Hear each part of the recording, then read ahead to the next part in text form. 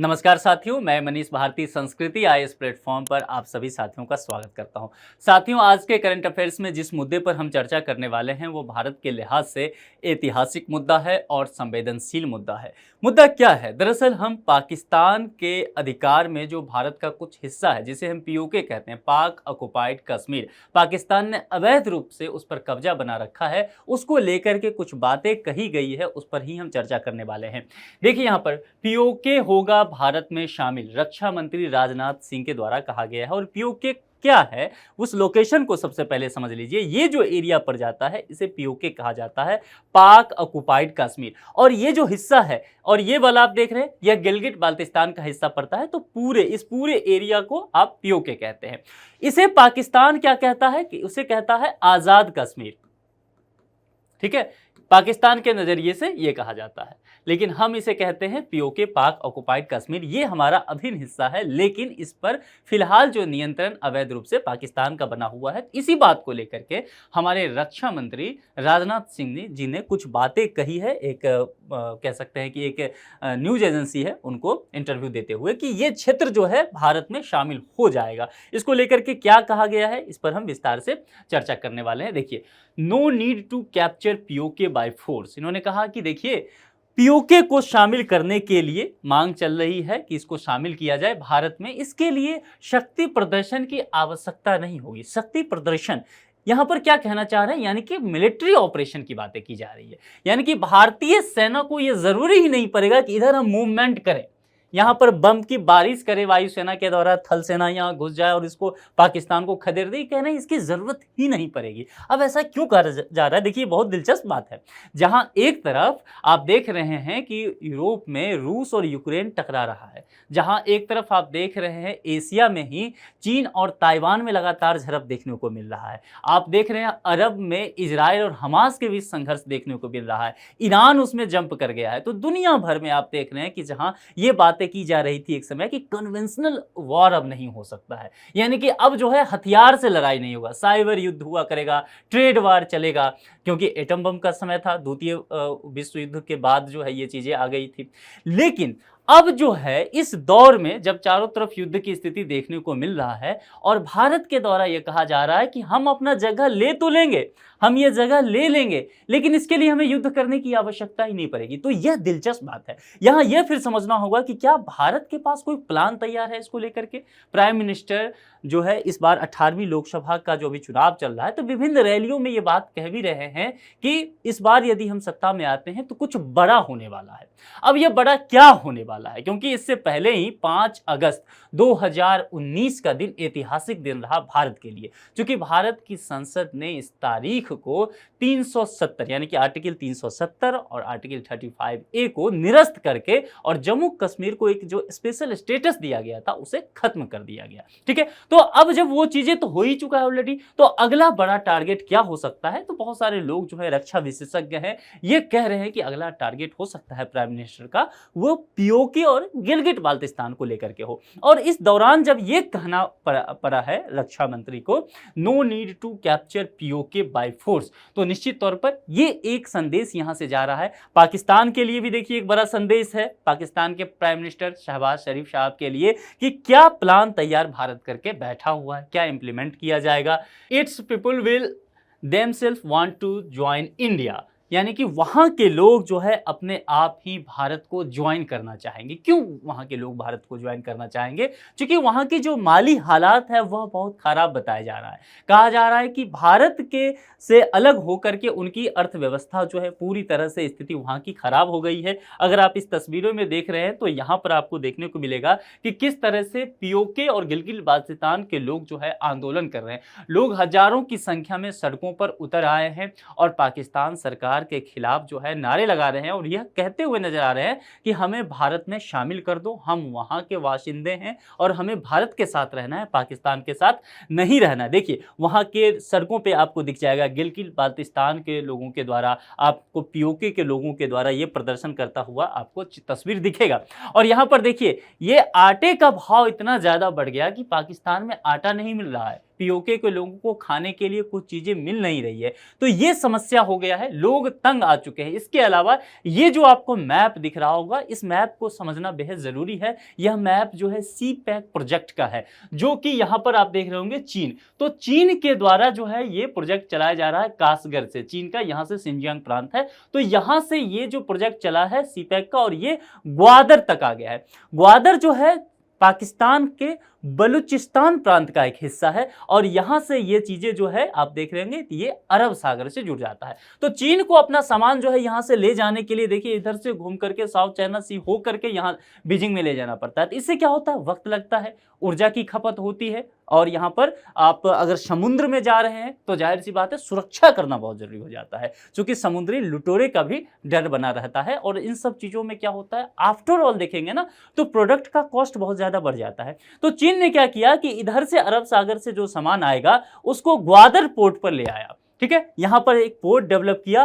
पाकिस्तान की मदद से, और इसको जो है यहां पर बलूचिस्तान प्रांत से होते हुए, सिंध से होते हुए, पंजाब से होते हुए और पीओके से होते हुए गिलगित बाल्टिस्तान से कासगढ़ लेकर के चला गया।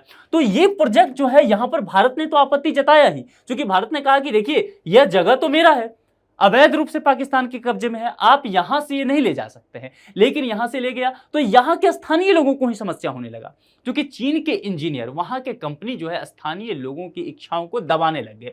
तो यहां भी इसका विद्रोह होने लगा। और यहां भी ये जो आप देख रहे हैं बलूचिस्तान प्रांत, तो बलूच संप्रदाय जो लोग हैं, बलूच समुदाय के लोग हैं, इनके द्वारा भी यहां पर विरोध होने लगा। आप जानते हैं ग्वादर के जवाब में भारत ने ईरान में एक चाबहार पोर्ट बनाया है, जो कि वहां से होते हुए हम अफगानिस्तान और फिर आगे सेंट्रल एशिया तक जा सके, ठीक है। तो ये सब आपने पढ़ा है आईआर में, हमने कई बार इस पर चर्चा किया है। तो कुल मिलाकर के कहा जा रहा है यहां पर, यही राजनाथ सिंह के द्वारा, कि स्थिति इतनी दयनीय हो गई है वहां की कि वहां के लोग जो है खुद ही शामिल होना चाहेंगे, हमें अधिक काम करने की आवश्यकता ही नहीं है। और प्रधानमंत्री इस बात को लेकर के प्रतिबद्ध हैं, और पाकिस्तान के लिए यहां पर जो है यह बात चिंता का विषय अब बनता हुआ नजर आ रहा है। इस व्यक्ति को आप पहचान रहे हैं, यह व्यक्ति जो है भारत के जेम्स बॉन्ड कहे जाते हैं। हॉलीवुड की फिल्मों में देखा होगा ना आपने जेम्स बॉन्ड, तो ये भारत के जेम्स बॉन्ड कहे जाते हैं। ये एनएसए हैं, Ajit Doval, national security adviser, Bharat सरकार के ये सुरक्षा सलाहकार है, और दिग्गज आईपीएस ऑफिसर है, वरिष्ठ आईपीएस ऑफिसर है। बहुत सारे बड़े बड़े ऑपरेशन को इन्होंने अंजाम दिया है। ये लंबे समय तक गुप्तचर बन करके, अब जैसे फिल्म देखते हैं सलमान खान का वो टाइगर जिंदा है वाला, तो वैसा ही कुछ ये पाकिस्तान में जासूस बन करके लंबे समय तक, कई वर्षों तक रहे हुए हैं, और वहां से सूचना भारत सरकार को दिए हुए हैं। तो पूरे मूवमेंट में कहा जा रहा है कि इनकी जो है बहुत बड़ी भूमिका होने वाली है। बहुत सारे लोग तो कह रहे हैं कि ये जो पीओके में हालात बना हुआ है, वहां के लोग जो विरोध में उतर आए हैं, इसके पीछे भी जो है कहीं न कहीं इनका हाथ बताया जा रहा है। इसके अलावा अभी जो जम्मू कश्मीर के हालात हैं, यानी कि 370 जो खत्म कर दिया गया, निरस्त कर दिया गया, उसके बाद की जो स्थिति बनी है, कहा जा रहा है कि आप जानते हैं इस साल सुप्रीम कोर्ट ने कहा कि आप 30 सितंबर 2024 से पहले जो है जम्मू कश्मीर में आप चुनाव करा लीजिए। ये सुप्रीम कोर्ट ने अपने एक निर्णय के माध्यम से कहा। तो वही बातें जो है रक्षा मंत्री राजनाथ सिंह कहते हुए नजर आ रहे हैं कि चुनाव भी जल्द ही वहां पर करा लिया जाएगा। यहां तक सुप्रीम कोर्ट ने कहा कि आप जानते हैं कि जब 370 खत्म किया गया 5 अगस्त 2019 को, तो दो अलग अलग स्टेट में इसे डिवाइड कर दिया गया, जो जम्मू कश्मीर था, ठीक है। तो दो अलग अलग स्टेट में बना, तो ये हिस्सा जो है वह लेह लद्दाख का हो गया, और ये जम्मू कश्मीर का हिस्सा हो गया। तो दोनों को यूटी बना दिया गया, यानी कि यूनियन टेरिटरी, केंद्र शासित प्रदेश। तो ये तो केंद्र शासित प्रदेश पूरी तरह से था विदाउट असेंबली, बट ये वाला जो हिस्सा है ये असेंबली के साथ है, यानी कि यहां पर विधानसभा चुनाव होगा। सुप्रीम कोर्ट ने कहा है, गृह मंत्री खुद भी कई बार लोकसभा में जवाबों में कहे हैं कि समय के साथ इस एरिया को, यानी कि जम्मू कश्मीर का ये जो हिस्सा पड़ जाता है, इसको जो है पूर्ण राज्य का दर्जा दे दिया जाएगा समय के साथ। तो ये सब बातें फिलहाल कही गई है, लेकिन एक बात जो सबसे महत्वपूर्ण है वह बात यह है कि समय के साथ जम्मू कश्मीर की आबो हवा बदल गई है। आबो हवा बदलने की बात यहां पर इसीलिए मैं कह रहा हूं कि यहां जो है, जैसे कि अफसपा के बारे में आप जानते हैं, arm force special power act, ये एक इस तरह का कानून है जो कि सुरक्षा बलों को विशेष अधिकार देता है। अब सुरक्षा बलों को विशेष अधिकार देने का क्या मतलब है? आप जब दिल्ली में घूमते होंगे मुखर्जी नगर में, या आप प्रयागराज में रहते होंगे, पटना में रहते होंगे, जयपुर में रहते होंगे, आप जिस भी जगह पर रहते हो, जिस राज्य में, क्या अमूमन आपको अपने गांव में सड़क के चौराहों पे, शहर के चौराहों पे क्या आर्मी आपको देखने को मिलता होगा? क्या आर्मी आपके गाड़ी को रोक देता होगा कि चलिए सुरक्षा जांच कराइए, चलिए नीचे बैठ जाइए? देखते होंगे कि ऐसा नहीं होता होगा। लेकिन जम्मू कश्मीर के कुछ इलाकों में आप जाएंगे, नॉर्थ ईस्ट के कुछ इलाकों में जाएंगे, वहां पर आपको आर्मी जगह जगह पर चप्पे चप्पे में मिल जाएगी, और आपको बिना पूछे हुए, जहां पर अफसपा लागू है जिन क्षेत्रों पे, वहां पर आपसे बिना पूछे हुए आपके गाड़ी की तलाशी ली जा सकती है। आपके घर में 24 घंटे कभी भी आर्मी घुस सकती है, तलाशी ले सकती है। तो ये कुछ विशेष अधिकार दिए गए हैं। शक होने पर ही डायरेक्ट गोली मार देने का अधिकार है, और इसके लिए किसी कोर्ट में यहां पर आर्मी को खड़े होने की आवश्यकता नहीं है। ये छूट दिया गया है। अगर होगा भी तो गृह मंत्रालय से संबंध होने के बाद बहुत सारी चीजें होती है। तो कुल मिलाकर के ये जो है, इस कानून को इंप्लीमेंट किया गया है ताकि नेशनल सिक्योरिटी के साथ जो है वह छेड़छाड़ ना हो सके। लेकिन इस कानून का कई बार विरोध भी होता है। कई बार कहा जा रहा है कि आर्मी के द्वारा जो है इसका ज्यादती किया जाता है, बहुत सख्ती से पालन किया जाता है, और आम शहरी जो है इससे परेशान होते हैं। तो सरकार क्या कह रही है कि देखिए, समय के साथ जैसे ही जिस जगह पर स्थिति तनावपूर्ण नहीं रहेगा, शांतिपूर्ण स्थिति हो जाएगी, हम वहां से अफसपा हटा लेंगे। आप देखेंगे अरुणाचल प्रदेश, असम, नॉर्थ ईस्ट के कई और जगह, जम्मू कश्मीर के कई डिस्ट्रिक्ट में अफसपा हटाया भी गया है। तो राजनाथ सिंह जी यही कह रहे हैं कि समय के साथ जो है हम अफसपा वहां से जम्मू कश्मीर से हटा लेंगे। इसके अलावा एक और बात बताऊं, बीच में अमित शाह जी, गृह मंत्री जो हैं, उन्होंने एक इंटरव्यू में यहां तक कहा कि हम जम्मू कश्मीर से आर्मी को ही हटा लेंगे। अब जरा सोच के देखिए आप, भारत सरकार क्या प्लान कर रही है। भारत सरकार जो है उसको जो कहते हैं ना काश्मीरियत, जमहूरियत, तो उस बारे फंडा पे जा रही है कि लोगों का दिल हम जीत लें। सिर्फ जमीन नहीं, जमीन तो हमारा है ही, लेकिन जो कश्मीर की मूल वासी हैं वो हमारे साथ हो जाए, और सरकार लगातार ये कोशिश भी कर रही है।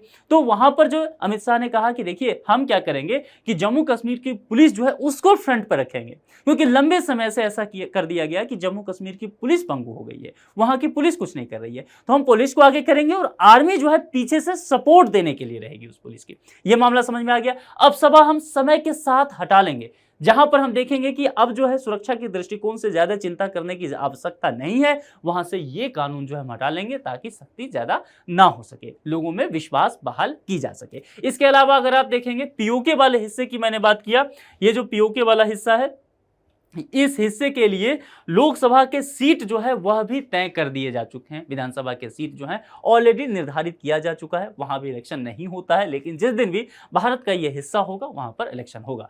तो राजनाथ सिंह जी ने एक स्टेटमेंट कहा, उन्होंने कहा PoK was, is and will remain ours, यानी कि पीओके जो है वह हमारा था, हमारा है और हमारा रहेगा, यानी कि भारत का वह अभिन्न हिस्सा है। इस बात को लेकर के उन्होंने चर्चा किया, और कुछ बातें इन्होंने कहा। अब सपा को लेकर के चर्चा तो किया ही, इसके अलावा कहा कि जो है जम्मू कश्मीर को आप देख रहे हैं 370 खत्म होने के बाद यहाँ की अर्थव्यवस्था, यहाँ की इकोनॉमी जो है उसमें तेज रफ्तार देखने को मिल रहा है। इसके अलावा पर्यटन वह लगातार बढ़ता जा रहा है, लोग यहाँ पर पर्यटन के दृष्टिकोण से घूमने फिरने के लिए जा रहे हैं।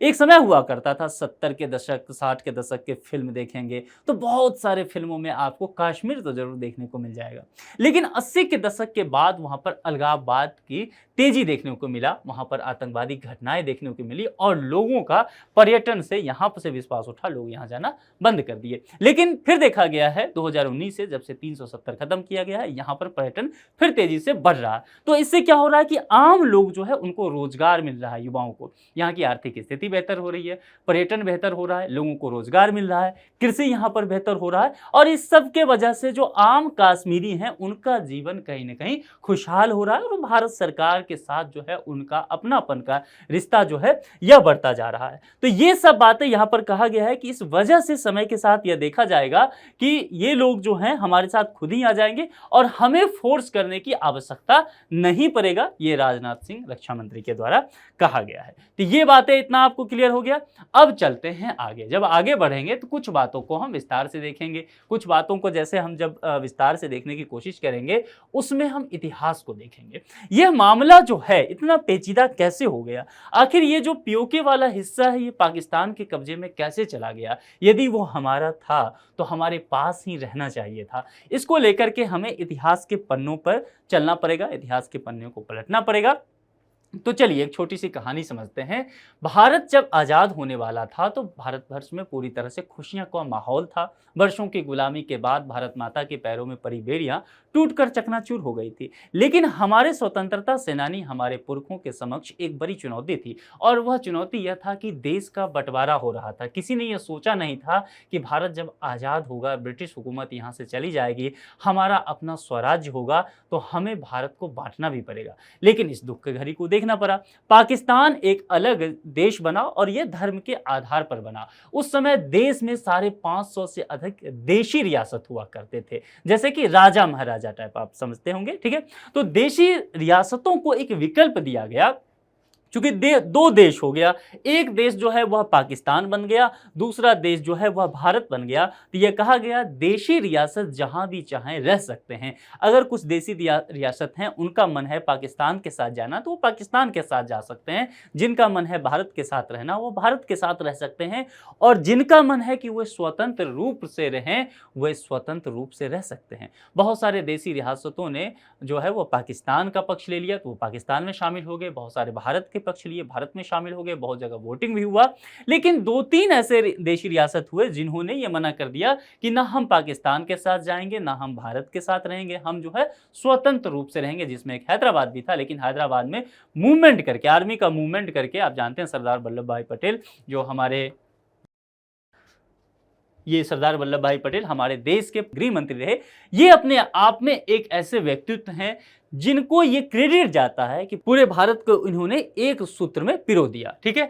तो इन्होंने क्या किया, आर्मी के द्वारा हैदराबाद को तो अपने मिला लिया, लेकिन कश्मीर के राजा हुआ करते थे महाराजा हरि सिंह। महाराजा हरि सिंह ने कहा कि मैं जो है स्वतंत्र रहना चाहता हूं, ना हम पाकिस्तान के साथ मिलेंगे, ना हम भारत के साथ मिलेंगे। और ये स्वप्न देखते थे कि चूंकि कश्मीर को लेकर के आप जानते हैं कहा गया है कि कहीं धरती पे स्वर्ग है तो यह कश्मीर में है। तो इनका यह स्वप्न था कि इसको स्विट्जरलैंड जैसा बनाए, यूरोप का जो जगह है। तो इन्होंने कहा कि हम जो है स्वतंत्र रहेंगे। मामला समझ में आ गया कि ठीक है आप स्वतंत्र रहिए। भारत ने इनकी ये बात मान भी ली कि हम ठीक है आप जैसा रहना चाहते हैं रहिए।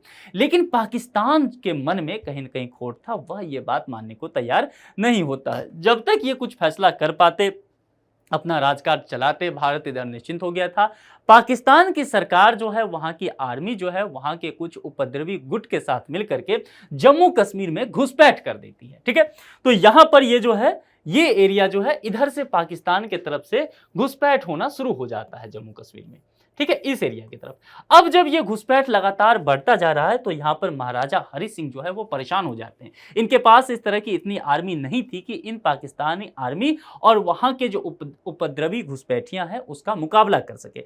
तब ये भारत सरकार से मदद मांगते हैं। 24 अक्टूबर 1947 का वो दिन होता है, 24 अक्टूबर 1947।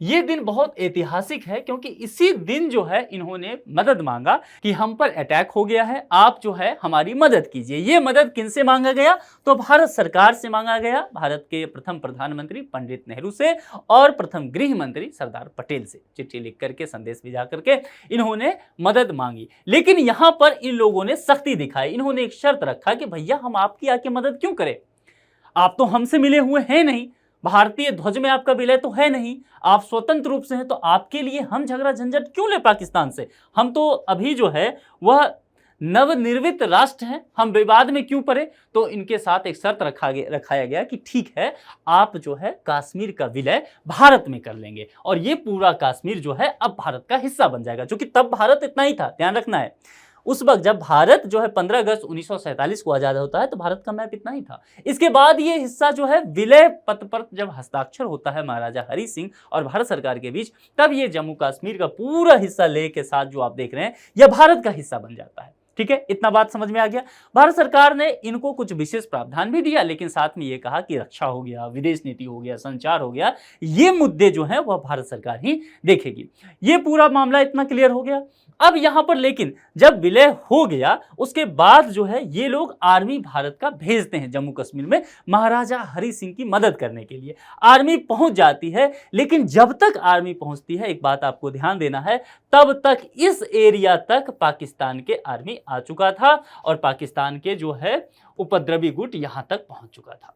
ठीक है, ये मामला हो चुका था। यहां पर दोनों आर्मी जो है तनातनी हो गया और यहीं पर सीज फायर हो गया, मामला जो है यूएन में पहुंच गया और फिर ये तय कर दिया गया कि जिस तरह से स्थिति बना हुआ है वैसी ही स्थिति रहे, उसी को तत्काल रूप जो है अंतर्राष्ट्रीय सीमा रेखा मान लिया जाए। उसके बाद इस एरिया को आप जो ये डॉट वाला लाइन देख रहे हैं ना, ये जो मैं रेड पेन से ऐसे करता चल रहा हूं, इसको कह दिया गया LOC। फिल्म भी आपने देखा होगा ना, LOC, ठीक है। तो ये कहा गया लाइन ऑफ कंट्रोल है, ये जो है तात्कालिक सीमा रेखा है, अंतर्राष्ट्रीय सीमा रेखा, तो इसी को मान लिया गया और इस पे कहा गया कि ठीक है यहां पर पाकिस्तान, तो ये पूरे एरिया पे जो देखिए है ये भारत का क्षेत्र, लेकिन इस पर अवैध रूप से पाकिस्तान का अभी तक कब्जा बना हुआ है। इसी क्षेत्र को हम अपने में लाने की कोशिश कर रहे हैं, लगातार यही बातें की जा रही है। अब जम्मू कश्मीर का ये मामला समझ में आ गया। इधर आइए, इधर भी कुछ मुद्दा छुपा हुआ है जम्मू कश्मीर का। ये जो लद्दाख वाला हिस्सा है 1962 में भारत और चीन का युद्ध होता है। दरअसल उस समय क्या हुआ, पंडित नेहरू के साथ जो है चीन का संबंध काफी बढ़िया होने लगा, भारत का लगा कि चलो नव स्वतंत्र राष्ट्र हैं और मिलकर के विकास करेंगे। लेकिन चीन ने क्या किया, भारत के साथ विश्वासघात कर दिया। वहां उनकी कुछ आर्थिक स्थिति जो चाइना की थी वह स्थिति बहुत खराब था। तो इस स्थिति में आप देखेंगे क्या ना कि उस तरह की सरकार जो है वह पड़ोसी देशों के साथ झड़प करना चाहेगी ताकि वहां की जो स्थानीय जनता है उनका ध्यान वहां की जो आंतरिक स्थिति है उससे दूर हो जाए और पूरा ध्यान जो आ जाए युद्ध पर आ जाए। यही काम किया गया। हिंदी चाइना भाई भाई का नारा दिया गया, लेकिन यहां पर भारत के पीठ में खंजर घोंपा गया और यहां पर अटैक कर दिया गया। इस अटैक के बाद 1962 में यह पूरा हिस्सा जो आपको दिख रहा है इसे अक्साई चीन कहा गया और यह हिस्सा अब तक चाइना के कब्जे में बना हुआ है। इसी सब जगह पर आपको देखने को मिल जाएगा, जो आप देखते होंगे सिक्किम वाला एरिया, सब डोकलाम वगैरह, यहाँ पर लगातार झड़प होते रहता है। ठीक है, अब ये जो छोटा सा हिस्सा यहाँ पर आपको नजर आ रहा है ये सियाचिन ग्लेशियर है। ठीक है, जहां पर आप सुनते होंगे कि -40 डिग्री तक टेम्परेचर चला जाता है, ये यही वाला एरिया है। यहाँ पर भारत पाकिस्तान के यहाँ तक पाकिस्तान का ये वाला एरिया पाकिस्तान का आर्मी रहता है, इधर इंडिया का आर्मी रहता है। लेकिन ठंडी के महीना में सितंबर, अक्टूबर, नवंबर, दिसंबर, जनवरी, फरवरी, मार्च तक ये दोनों यहाँ से नीचे आ जाते हैं ताकि यहाँ पर ठंड रहने लायक स्थिति नहीं होता। लेकिन इसका फायदा क्या हुआ, 1999 में लेने का कोशिश कर दिया पाकिस्तान की आर्मी ने। जनरल परवेज मुशर्रफ तख्ता पलट करके वहां पर जो है वो राष्ट्रपति बन गए पाकिस्तान के, और उनकी स्थिति जो है ना वो उनका नीयत खराब हो गया और 1999 में उन्होंने कारगिल पर अटैक करने की कोशिश किया। बाद में हालांकि हमने 1999 का युद्ध जो था, ये कारगिल जगह है, एक गांव है यहाँ का, छोटा जगह, एक डिस्ट्रिक्ट भी है, इसको हमने ले लिया, LOC पर है। ठीक है, तो ये हमने ले लिया, लेकिन यह एरिया जो है यहाँ पर हमने इसे बचाया और ये पूरा जो एरिया देख रहे हैं आप, ये वाला रेड वाला, ये आपको दिख रहा होगा, ये है सक्षम वैली। तो ये 1963 में पाकिस्तान ने इस जगह को चीन को गिफ्ट में दे दिया। यह जगह है भारत का, गिफ्ट दिया पाकिस्तान ने, दिया चीन को, और जगह भारत का। बड़ा विचित्र बात है, लेकिन यह जगह जो है फिलहाल चीन के कब्जे में है। यहीं पर अभी जो है चीन आजकल में ही सड़क का निर्माण कर रहा है और भारत सरकार इसका विरोध भी करते हुए नजर आई है। तो ये पूरा मसला जो है यहाँ पर जम्मू कश्मीर का थोड़ा सा जटिल मसला है। और ये वाला लाइन जो आपको दिख रहा होगा, ये वाला इधर, इसको कहते हैं LAC, line of actual control. तो ये लाइन ऑफ एक्चुअल कंट्रोल जो है चीन के साथ तात्कालिक रेखा, और यहाँ जो LOC है वह जो पाकिस्तान के साथ है, और पाकिस्तान का वह एरिया जो भारत का ही है लेकिन पाकिस्तान के अवैध कब्जे में है, गिलगित बाल्टिस्तान, POK वाला हिस्सा। तो ये मामला समझ में आ गया और फिर इसकी स्थिति में और परिवर्तन हो गया। यानी कि भारत जो शासन किया है, एक बात समझ लीजिए, भारत जो शासन किया है या अभी जो कर रहा है वह जम्मू कश्मीर के इस हिस्से पे कर रहा है।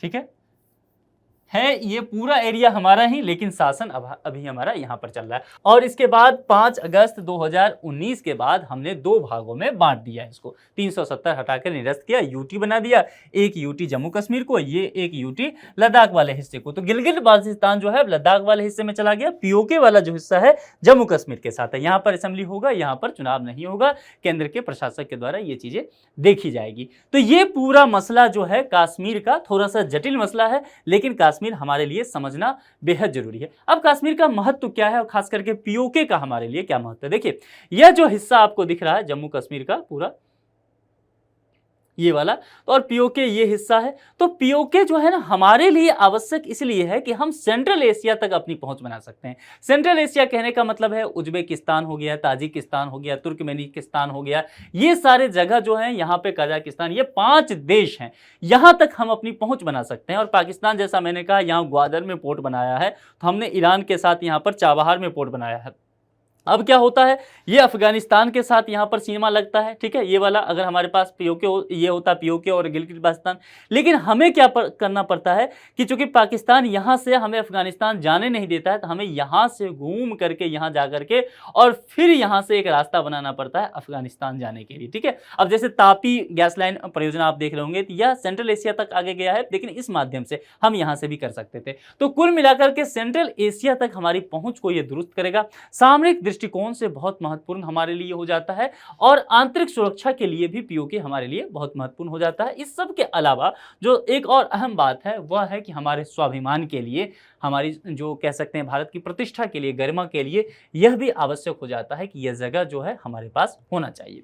उसके बाद आप देख रहे हैं कि रक्षा मंत्री साहब ने जो कहा है उसके बैकग्राउंड में आप समझने की कोशिश कीजिए। 2019 के बाद, पिछले साल का ये डेटा है, तो 2019 के बाद जब 370 खत्म किया गया है तो कश्मीर में किस तरह के विकास हुए हैं यह देखने को मिलता है। चाहे वो इंफ्रास्ट्रक्चर को लेकर के, कनेक्टिविटी की बात की जाए, इलेक्ट्रिसिटी की बात की जाए, वहाँ को के युवाओं के लिए रोजगार की बात की जाए, एजुकेशन की बात की जाए, स्टार्टअप की लेके बात किया जाए, यानी फिर हेल्थ को लेकर के बात किया जाए, ये सारे काम जो है, इंडस्ट्री वगैरह, पर्यटन, एग्रीकल्चर, ये सारे काम बहुत बेहतर ढंग से तेजी से हो रहा है। और जम्मू कश्मीर के लोग जो हैं वह भारत के साथ तो जुड़ ही रहे हैं, और वे लोग जो कि पीओके में रहने वाले हैं, वे लोग जो गिलगित बाल्टिस्तान में रहने वाले हैं, वो भी चाह रहे हैं कि अब हम भारत के साथ जुड़े। वहां पर लगातार हंगामा प्रदर्शन हो रहा है कि हमें पाकिस्तान से अलग कर दीजिए। अब एक छोटा सा उदाहरण मैं आपको बताता हूं कि ये जो गिलगित बाल्टिस्तान है, यह यहाँ पर बिजली उत्पादन की बहुत क्षमता है।